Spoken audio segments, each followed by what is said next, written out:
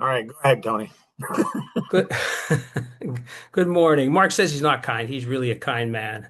So, hey, first off, it was a big week for Mark and Rosanna. 42 years of marriage. That is a blessing. So, really congratulations to the both of you. Thank Um, you. Live life to the fullest. And It's it's, weird. It's like we've had Thank like you. 5 lifetimes together. yeah, Like a I lot, a married We a lot have. teenager. a lot of people don't make it through the first one or two. So God bless. That's a Right? blessing. Hey, and that was a beautiful song. So Rosanna, did you write the words or who wrote the words to the song? Just Combination of help, but I wrote that the words. Yes. that was lovely. That was really lovely. Very special for 42 years. So wish you both the best always. Thank you. From Casey and from me. Thank All you. right. Thank you. We Yeah. appreciate that. And All and right, and we've got Mark, an Mark and exciting. Mark and Mark, you really are a kind soul. So go ahead. Sorry. I don't know. I don't know. I don't know. And so, That's funny. um, so today is going to be, I mean, theoretically, it's the last in the series, Yeah. but I don't know. I don't think of it as the last. I think it is as the beginning. This one I'm so excited for. And I mean, this one is so amazing. I can't wait for Tony to share it. And then the German fairy tale. Oh my Uh, goodness, this thing is going to be I think like, I think you want to do the German more than you want to do the American. So like so I don't know. I, anyway. I do have a lot of questions. Go for it, Tony. All right. Good morning, everyone. So, we are concluding on the 30 principles of from Dale Carnegie, How to Win Friends and Influence People. And one thing that as I look back on this, and again, I've shared the book with thousands of people, and when I was working, I shared it with across all the managers, directors, everyone that was in a leadership role, because these last ones are about leadership. Um, and unless you really, you know, buy the book, get the book, and then read what Carnegie says. And there's a more current book on this, that was put out many years after the original one. And I think his daughter actually wrote the new one or put the edited version together. So, but there's a lot of repetition. Okay, and I'm a believer that sometimes repetition is the mother of learning. And it's great that the principles are all connected because we now get to focus on putting them into action. So unless you could read it, it's like anything else. You could read it and you could sit there and I read another book and put it on the side. But unless you're willing to take some time to really, really, really embrace them and then put them into practice, you're never really going to learn the benefit. And sometimes, they don't work. They don't always work. And they don't always work together. But they do send a message. And, the message really is don't forget the person while you're connecting the behavior. I'll say it again. Don't forget about the person, especially in this leadership section, while you're correcting the behavior. Okay. Not everybody's going to be perfect. And not always everybody's going to have the answers to everything, And so these last nine principles, I think I've listed them out in the podcast notes, but begin with praise and honest appreciation. We should all start with that. I mean, thank people for what they do. Call attention to people's mistakes indirectly. Again, Marky, when you get to the German section, you could highlight that one.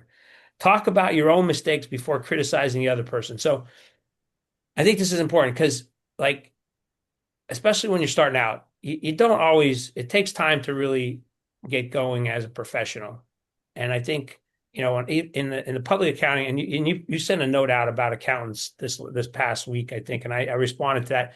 You know, not everybody thinks like an accountant when they come out of school. They know the theory side of things, but it's actually the application that changes how good or how intelligent people are in terms of accounting. And it's really about the strategy. It's really about helping companies to look at strategy a little differently.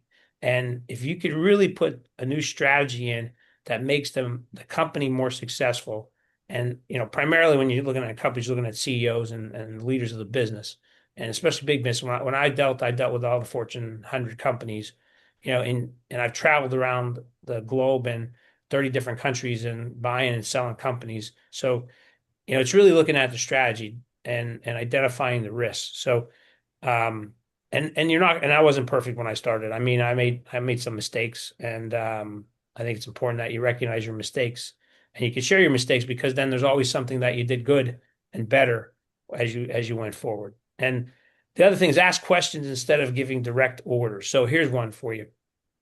I always live by smart people ask a lot of questions. Okay. And if you're willing and if you're willing to be curious and learn, then you're willing to follow this one principle. And let the other person save face. Sometimes that's hard to do, and I know we'll hear about that one in the German section too. So it is hard. Sometimes it's hard because, and there was, giving credit. You want to give credit, but sometimes people do make mistakes. And again, it's how you do it. And if you're the leader, though, you got to take responsibility for sometimes for people's mistakes. Because you're either not guiding them the right way, and they're not, for whatever reason, they didn't execute on what you wanted. And I think that's important. Praise the slightest improvement and every improvement. And the 1 Minute Manager is a book that I read a long time ago too. It's about, just 1 minute of praise and then 1 minute of when somebody doesn't do something right either. So, but that praise, that 1 minute of praise, they'll walk away, go home and think about that for a long time. And because you've given them something that a lot of people don't give, which is praise. Give the other person a fine reputation to live up to. So this is where you put them out there and you gratify and put people on not on a pedestal because we're in a workplace, but you really want to give them the opportunity to live up to a good reputation. Use encouragement and make the fault seem easy to correct. And then make the other person happy about doing the thing you suggest. Okay, which is not always easy, especially so there's a couple of thoughts in here too, and I want to really draw this home because I work with kids a lot. So you got to bring it home. When you look at children, it's how we treat them and deal with them, and I share this week we gave a grant out to a wonderful little boy, 12 years old, going on 12.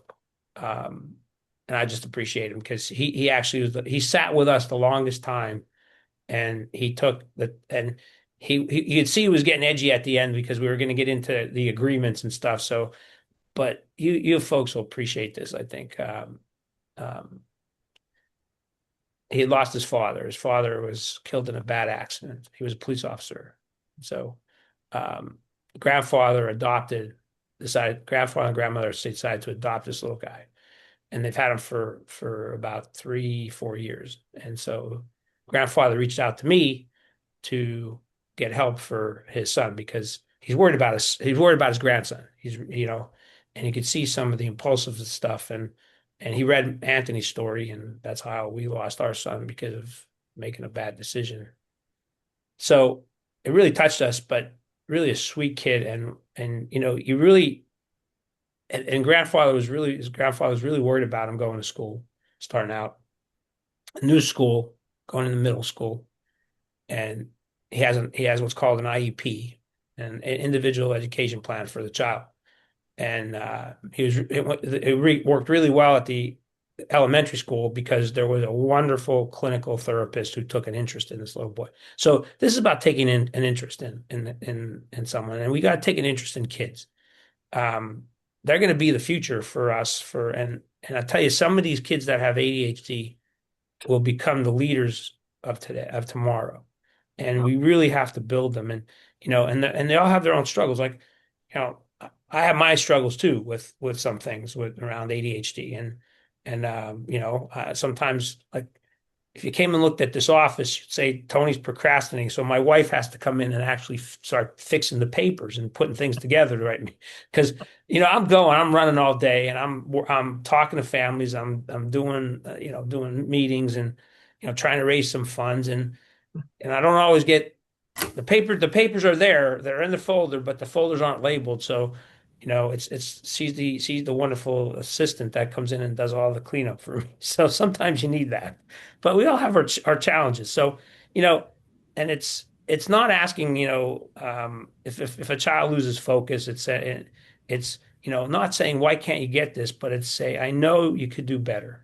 Let me help you. Let's work together on something. And it's working together as a team. And that's what I think kids are great communicators. And if you sit and talk with them, they'll tell you what's going on in their life. And you got to build some trust there, obviously. But, that's why don't forget the person while you're correcting the behavior. That's the difference. And that's really true kindness. And that's what I think Carnegie's was trying to teach us with these 30 principles, you know. And they run through for all of this. So, in closing, it's really how we treat people. It's how you treat people every day. Um, and I always try to have a smile on my face. I always try to wish people well. So as I close out, I got to read this little thing to you and Anthony and I were in one, and I'm sure you have them there, country buffet. You pull into, and there's a huge buffet, right?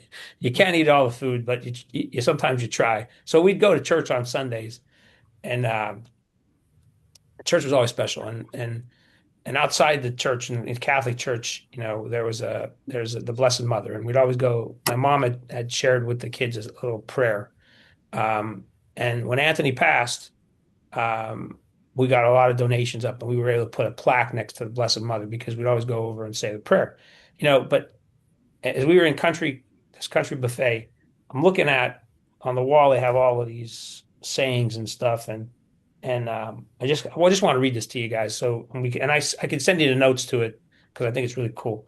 It's about living life. Okay, living life is the name of the theme here. It says, "Life is not a race, but indeed a journey.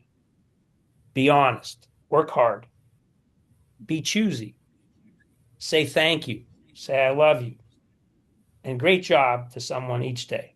Go to church, take time for prayer. The Lord giveth and the Lord taketh. Let your handshake mean more than pen and paper. Love your life and what you've been given. It's not accidental. Search for your purpose and do it as you best can. Dreaming does matter. It allows you to become that which you aspire to be. Laugh often, which we don't often do enough of laughing. Appreciate the little things in life and enjoy them. Some of the best things really are free. Don't worry. Less wrinkles are more becoming.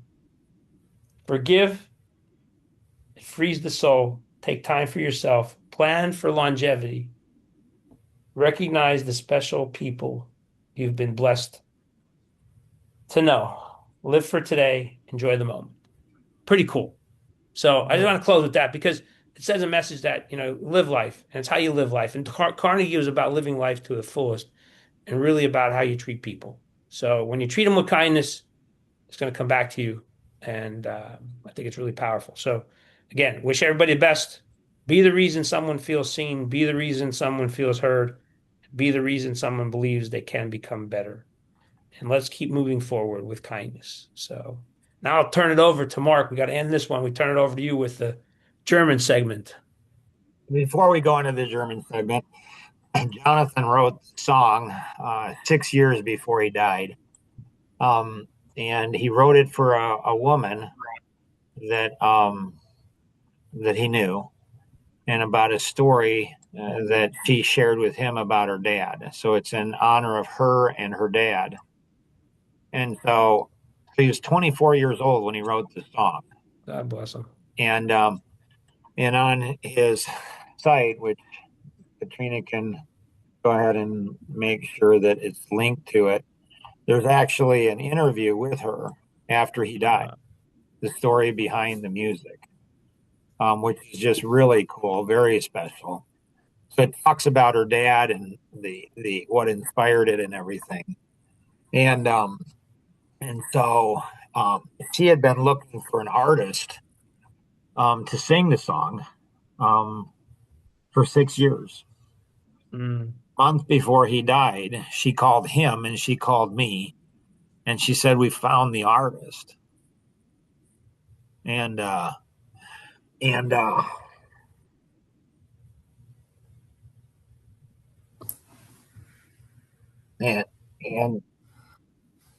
never got to hear his song.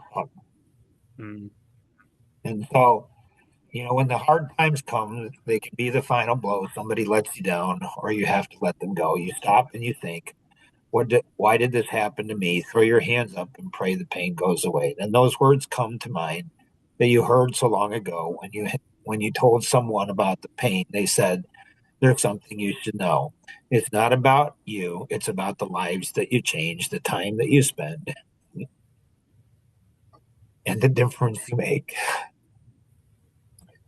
May feel the pain, but live a life full of love. If you can change a life forever, then that's more than enough. Oh, that's something to be proud of. And so, he wrote the song, Beautiful. and and it's just weird. I mean, it's just weird that he wrote it 6 years before he died. Yeah. And that's him there in the picture. And the song's just, it's an amazing song. And Yeah. and so